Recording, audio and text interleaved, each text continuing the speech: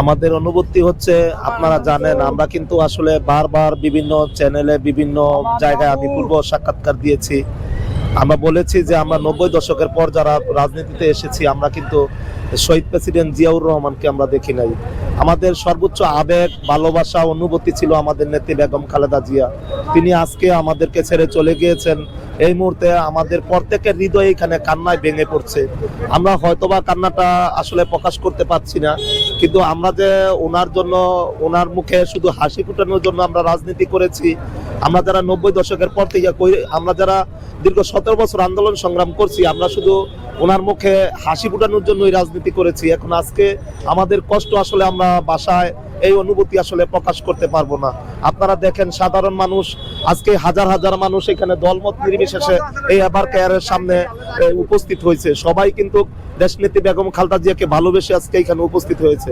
আপনারা বিশ্বাস করবেন কিনা জানি না, আমরা সকালে ঘুম থেকে যখন উঠে শুনেছি যে আমাদের নেত্রী মারা গেছে, তখন থেকে কিন্তু আমাদের মোটামুটি এখন পর্যন্ত আমরা তেমন কোনো কিছু খাই নাই। তিনি কোনোদিনও বাংলাদেশের সাধারণ মানুষের উপরে কোনো প্রকার অন্যায় কোনো আইন চাপিয়ে দেয় নাই। আলেম সমাজ থেকে শুরু করে দেশের শিক্ষা, রাষ্ট্রীয় ব্যবস্থার সকল পর্যায়ে তিনি সূক্ষ্মভাবে পরিচালনা করেছেন, আপনারা দেখেছেন। আমরা কিন্তু আজকে খুব কষ্টের অনুভূতি তেমন প্রকাশ করতে পারতাছি না। আমরা তো ভাই তৃণমূলের কর্মী সমর্থক।